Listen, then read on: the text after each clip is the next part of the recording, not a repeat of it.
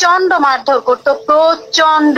ও একটা মানে কুকুরকে কিভাবে মার, তার থেকে বেশি আমাকে মারতো। কিন্তু না, একদম চেঞ্জ, মানে কি বলবো, আগের কিছু নাই। মানে আমি সত্যি একটা নতুন মিরাজ পাইছি শুধু লাভ গুরুর জন্য। ও আমাকে প্রচন্ড মারধর করতো, প্রচন্ড। ও একটা মানে কুকুরকে কিভাবে মার, তার থেকে বেশি আমাকে মারতো। ও আমার চুল ধরে মারত, আমাকে ঝাড়ু দিয়ে মার। আর 9 বছর সংসারের ভিতরে আমাকে 8 বছর ফোন চালাইতে দিত না, শুধু 1 বছর জোর করে আমি ফোন চালাই। মিস কল দিতে হলো তোমাকে, আমার একটা বিপদ হলো, আমি অন্য ঘরে যাইতাম, পাও ধরতাম, তারপর মিস কল দিতাম। ও আমার 35,000 টাকার একটা ফোন, ওই ফোনটা আমার খুব পছন্দ ছিল। ওই ফোনটা আমার ভেঙে তারপর নদীতে ফালাই দিছে। জানেন না, আমি পাগলের মতো লাভ দিয়ে তারপর খুঁজছি, খোঁজার পর ও পাইছে, পাওয়ার পরে আবার ফালাই দিছে। ও আমাকে কোনো ক্রিম দিতে দিত না, ফেজে কোনো স্নো দিতে পারতাম না, একটু সাজগোজ করতে পারতাম না, কোনো জুতো কিনতে পারতাম না, আমার জুতোগুলো ছিঁড়ে ফেলতো, আমার ব্যাগ ছিঁড়ে ফেলতো, আমার কোনো শখের জিনিস ও রাখতো না। একবার কি হয়েছে জানেন, আমি গ্রুপ লাগ করছি, এই জন্য আমার বুড়ো কি দিয়ে জানেন, ওই কি বলে নখ কাটা মেশিন আছে না, ওই মেশিন দিয়ে আমার বুড়ো গুলো সব একদম কেটে দিছিল, চোরের মতো লাগছিল। ভাই আমার মাফ করে দেন ভাই।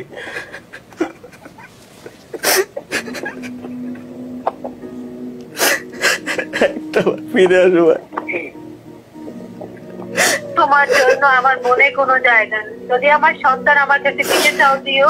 আরেকটা কথা হচ্ছে, যদি আমার সন্তান বড় হয়ে ওর মনে থাকে সবকিছু, ওর মায়ের সাথে কি কি হয়েছে, তাহলে আমার কাছে অবশ্যই থাকবে। কিন্তু আমি মরে গেলেও তোমার কাছে ফিরবো না, আমাকে তুমি ক্ষমা করে দিও। তোমার ছেলে না 7 বছর 8 বছর বয়সে যেরকম গ্রোথ হওয়ার কথা, স্বাস্থ্য টাস্থ্য দেখে খুব কষ্ট হচ্ছে। শোনো, কিভাবে ঠিক করে দেয়া যায় বলো তো? এই একটা সম্পর্ক অন্তত পৃথিবীতে টিকে থাকুক। স্বামী স্ত্রী অমুক সমুক সব পচে যাক, অন্তত মা সন্তানের সম্পর্কটা অন্তত পৃথিবীটা যেন বিতর্কিত না হয়। কি করা যায় বলো তো? আমি সব করতে পারবো, কিন্তু ওর কাছে আমি ফিরতে পারবো না। আমার জীবনটা আমি নষ্ট করতে চাই না। ও একটা স্বার্থপর, ও আমাকে বাঁচতে দেবে না, আমাকে শেষ করে দেবে। তুই যে ওই মেয়েটি অনেক সুন্দরী, তো তুই সবসময় ভয়ে ভয়ে থাকতি যে আমার যেহেতু অভাবের সংসার, আমি তোর জন্য যোগ্য না, মেয়েটা হয়তো কখন না আমাকে ফেলে দিয়ে চলে যায়। আর এই ভয় থেকে প্রতি মুহূর্তে এত বেশি সতর্ক হতে গেছিস, আর এত বেশি কাহিনী করতে গিয়ে আসলে মেয়েটিকে ছেড়ে দিলি। তুই ছেড়ে দিয়ে এই সিচুয়েশনে আছিস, সন্তানটাকে অভাগা করে দিয়েছিস। আমি শুধুই চাই রাফিনের মা রাফিনের কাছে থাকুক। ছেলেটা কোনো দোষ করেনি, এরা পাগল হয়নি রাফিন পৃথিবীতে আসার জন্য যে আমাকে পৃথিবীতে নিয়ে যাওয়ার জন্য পাগল থাকার সিস্টেম থাকতোই, তাহলে তোদেরকে বেছে নিত না, অন্য কোনো ঔরস বেছে নিত এবং সে পৃথিবীতে আসতো। সেই ছেলেটা কোনো দোষ ছাড়া এরকম ভাবে বড় হোক, সেটা চাইনি। বোনের দাবি দিয়ে বলতেছি তোরে, তুই করে বলতেছি, শোন বোন, যদি পারিস আল্লাহকে হাজির নার্জে জেনে যদি তোদের সিদ্ধান্তে কুলোই, তাহলে রাফিনের জন্য সিদ্ধান্ত নিয়ে নিস। একবারে একসাথে থেকে কোএক্সিস্ট করা যায় কিনা শেষবারের মতো প্ল্যান করার। অ্যাটলিস্ট যেহেতু তোদের ফাইনালি অফিসিয়ালি সেপারেশন হয়ে যায়নি, 1 মাসের জন্য 2 মাসের জন্য ট্রায়াল দেখার যে একটু সুযোগ দিয়ে দেখি তো সুরে বাঁশি বাজে কিনা, একবার চেষ্টা করে দেখিস বোন। আমার অনুরোধটা পাল্টে রাখিস। তোর অনুরোধ তোর কাছে করে রাখলাম। আর সন্তানকে যেভাবে ডিপ্রাইভ করতেছিস, সেই জায়গা থেকে সন্তানকে কিভাবে ভালো লাগা দেয়া যায়, মায়ের স্নেহ নিয়ে তার পাশে থাকা যায়, সেই চেষ্টাটা তোর কাছে থাকবে, সে আশা রাখতেছি। আমার একটু অসুস্থ হয়েছিলাম ইসের পরে, ওই আপনার সাথে কথা বলার পরে 2-1 দিন পর অসুস্থ হওয়ার পরে আমি ওকে কল করে তারপর আমি বললাম যে তুমি আমাকে নিয়ে যাও, সরাসরি এই কথা। হ্যাঁ, এস্টেট তুমি আমাকে নিয়ে যাও। অবশ্যই আমি তো বিশ্বাসই করতে পারিনি। আমার বোনের বাসায় ছিলাম আমি, তো অসুস্থ যে সময়, ওই সময় আমার শাশুড়ি, আমার হাজবেন্ড আর আমার বাচ্চা, ওরা ওখানে গেছে। তো ওরা দেখে আমার আমি শুয়ে আছি, ও আমাকে গিয়ে ধরার পরে আমি এতটা দুঃখী ছিলাম, আমার কান্না আসতেছিল না, এতটা দুঃখী ছিলাম যে কান্না আসতেছিল না। আমি কি করব বুঝতে পারতেছি না। ওনাকে দেখছি, উনি আমাকে দেখে অনেক খুশি আর কি, ওখানে গিয়ে তারপর খুশিতে ঘুমাই পড়ছে। তারপর আমার বাচ্চা বলতেছে, আব্বু আজকে অনেকদিন পর খুব শান্তিতে ঘুমাইতেছে, এই কথা বলছে। তারপরে তো বাড়িতে আসলাম, আসার পর থেকে আমার জন্য কেমন উদাস লাগতেছে, কারণ 9টা মাস আমি জব করছি, এইটা করছি সেইটা করছি, এখন আমার কেমন দম বন্ধ হয়ে আসছে যে লোকটা কি আবার আমার সাথে ওরকম করবে বা এরকম কিছু করবে কিনা। কিন্তু না, একদম চেঞ্জ, কি বলবো, আগের কিছু নাই। আমি সত্যি একটা নতুন মিরাজ পাইছি শুধু লাভ গুরুর জন্য, শুধু আপনার জন্য আমি একটা নতুন মিরাজ পাইছি।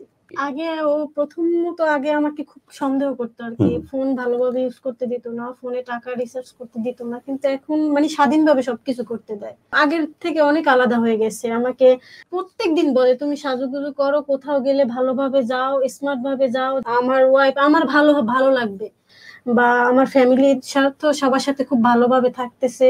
আগে মানে ঘোরাফেরার অতটা পছন্দ করতো না, এখন আমাকে একটু সময় পেলে ঘুরতে নিয়ে যায়, বা মানে সবসময় সবচেয়ে রোমান্টিক মুহূর্ত বলো গত 2-3 মাসের। কথা বলে, কিন্তু আমার মানে কেমন যেন বিরক্ত লাগে আর কি, আমার ভালো লাগে না, মানে এত কথা আমার ভালো লাগতেছে না এখন। মানে আগের 9 বছরের থেকে মানে এই যে 3টা মাস আছে, আমার মনে হয় যে 3টা যুগ হয়ে গেছে ভালো থাকার 3টা যুগ হয়ে গেছে। কিন্তু ওই 9টা বছর কিন্তু আমার কাছে মানে অনেক খারাপ ছিল, কিন্তু এই 9 মাসের থেকে এই 3 মাস আমার কাছে আরো বেশি ভালো, ওই খারাপটার থেকে আরো বেশি ভালো এখন এই 3টা মাস। এখন যেমনটা তুমি বলতেছো, গত 3 মাসে তুমি পুরো জীবনটাকে যেন বেঁচেছো, গত 9 বছরে যা পাওনি 3 মাসে যেন তার 3 গুণ বেশি পেয়েছো। মিরাজ যেন একটা চেঞ্জড পারসন। আমি আশাটা করেছিলাম, এই স্বপ্নটা আমি দেখেছিলাম, এখন আমার ভালো লাগতেছে এটা দেখে।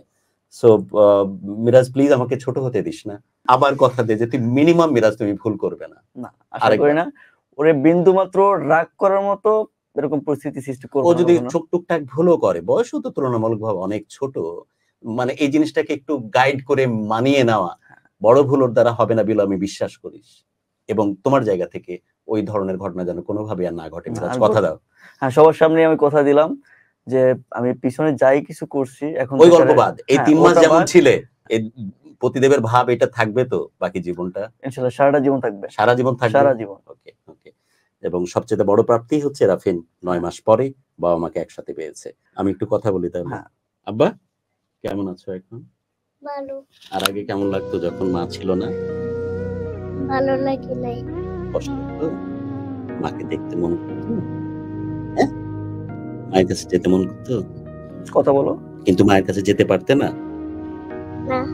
আর এখন একসাথে বাবা মা একসাথে থাকে অনেকদিন, 9 মাস তোমার মা তোমার কাছে থাকেনি, মাকে খুব মিস করতে তুমি? হ্যাঁ, কথা বলো। এতটুকু মিস করতে না? অনেক মিস করতে? অনেক। অনেক মিস করতে? মায়ের জন্য কি কান্নাকাটি করতে? হ্যাঁ, মায়ের কাছে থাকো, কেমন লাগে রাফিন? ভালো। অনেক ভালো। তুমি চাও যে সারা জীবন বাবা মা এভাবে একসাথে থাকুক? হ্যাঁ, হ্যাঁ। আচ্ছা।